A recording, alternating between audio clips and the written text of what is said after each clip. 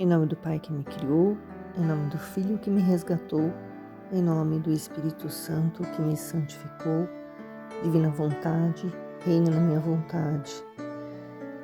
Suprema Majestade, eu venho em sua divina vontade, em nome de todos, do primeiro ao último homem que existirá na terra, para dar a ti as homenagens que tem de direito, as adorações, os louvores, o amor que cada criatura lhe deve, as ações de graça e fazer todas as reparações por todos e por cada pecado. Vem, Senhor, na tua divina vontade. Dou-te a minha vontade humana por meio do imaculado coração de Maria, que possui todos os dons e os frutos da divina vontade. Vem, divina vontade, nessa ação que estou a fazer e em todas as ações que eu farei durante este dia. Amém. Volume 3, 5 de janeiro de 1900, Livro do Céu, Efeitos do Pecado e da Confissão. Luísa escreve: encontrando-me no meu estado habitual, senti-me a sair de mim mesma e encontrei o meu adorável Jesus. Mas, como me via cheia de pecados diante da sua presença, em meu íntimo sentia um forte desejo de me confessar com nosso Senhor.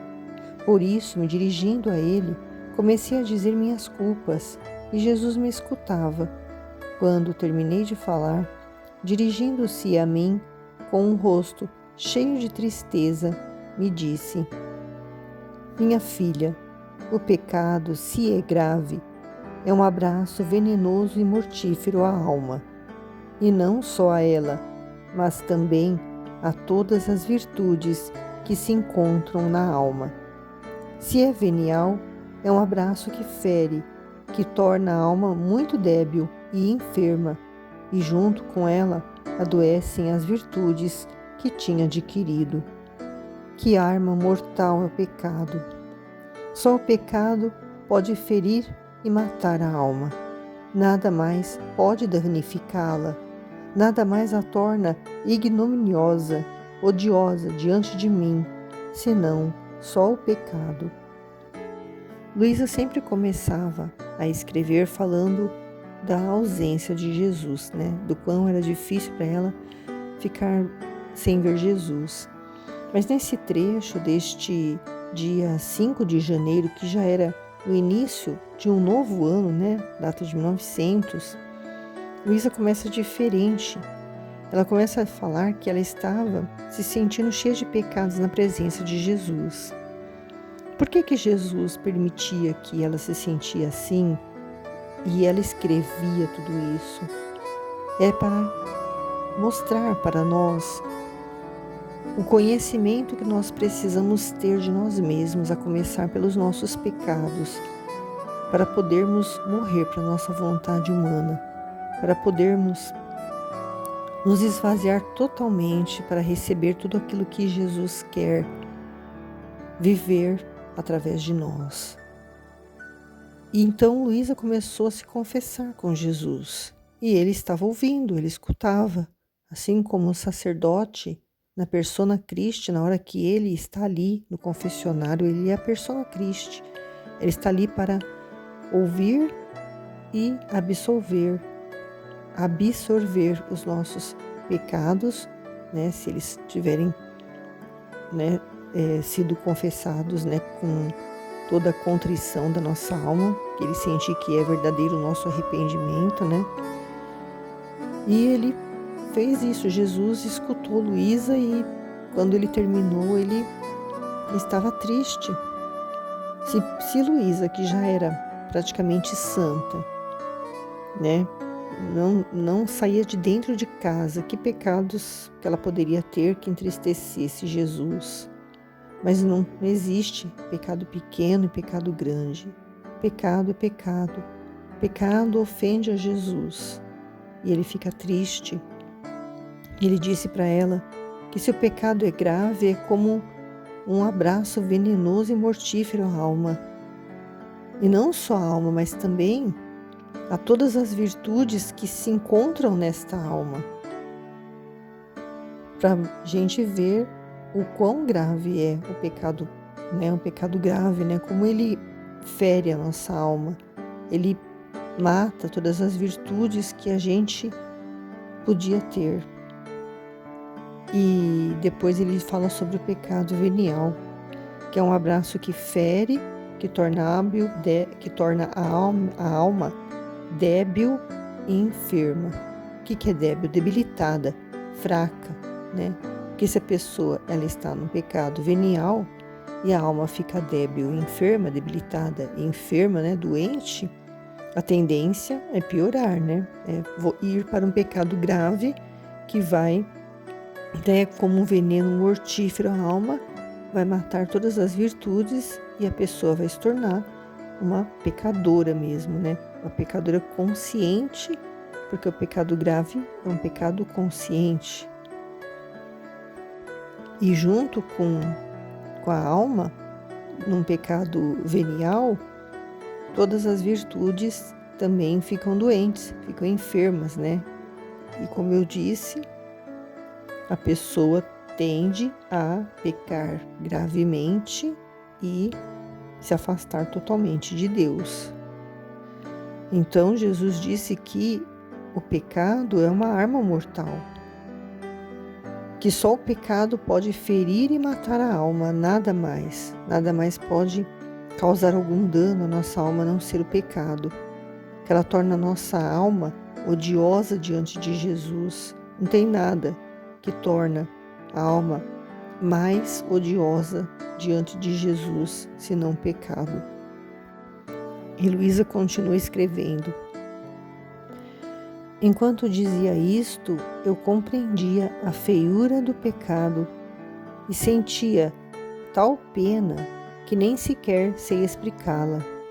Então a pena, né, a penalidade, né, ela sentia o que a alma causava realmente, né, o que o pecado causava realmente à alma, ela compreendia, porque era colocado através de uma ciência infusa dentro da Luísa. Então ela sentia mesmo como Jesus sentiu as dores dos nossos pecados em toda a vida dele, né, que ele esteve na terra, mas principalmente no momento da agonia, no Horto das Oliveiras, né? Ele sentiu ali todos os pecados do presente, passado e futuro de toda a humanidade, né? Ele que é puro, que é santo, sentindo o pecado que é ofender a Deus. E ofender a Deus machuca tanto, ele sente tanto. E Jesus, ele faz parte da Trindade Santa. Então, Deus, então ele sentia triplamente, né? Ele sentia os pecados que eram cometidos contra ele, Jesus, contra Deus Pai e contra o Espírito Santo. Por isso que ele chegou a verter sangue, né? Pela pele, né? Tamanho era a dor, o sofrimento, porque ele não conhecia o pecado, né? Aquilo foi o pior sofrimento para ele do que toda a tortura que ele passou a ser acometida contra ele logo após esse momento do horto, né? Da agonia, que começaram as torturas físicas. Aquilo ali não foi nada comparado à dor que ele sentiu nos pecados da humanidade. E a Luísa sentiu isso. Então, ela continua dizendo: e Jesus, vendo-me toda compenetrada, levantou a sua mão direita abençoada e pronunciou as palavras da absolvição. Então Jesus, né, viu que Luísa tinha compreendido o que era o pecado e absolveu ela dos pecados dela, claro, né? E é assim que o sacerdote faz conosco, né? Mas para isso nós precisamos, para ter validade essa nossa confissão, nós precisamos de um arrependimento mesmo sincero, de uma contrição bem feita, né? Arrependimento mesmo sincero de doer a alma da gente quando a gente comete um pecado grave, principalmente. para que o sacerdote possa sentir em nós esse demonstrar do nosso arrependimento sincero e poder nos absolver também, né? E aí Jesus falou para Luísa: assim como o pecado fere e dá morte à alma, assim o sacramento da confissão dá a vida e a cura das feridas e restitui o vigor às virtudes, e isto mais ou menos segundo as disposições da alma, assim opera a virtude do sacramento. Então, se o pecado fere a alma e dá morte a ela, a confissão dá vida e cura as feridas, é como um antídoto de um veneno, né? Restitui o vigor às virtudes também. E isso vai acontecer segundo a disposição das almas, como eu disse, precisa haver um arrependimento sincero, uma contrição mesmo, né? Perfeita, né? E assim opera a virtude do sacramento. Quanto mais a pessoa se arrepende, mais mais a confissão pode curar a alma da pessoa.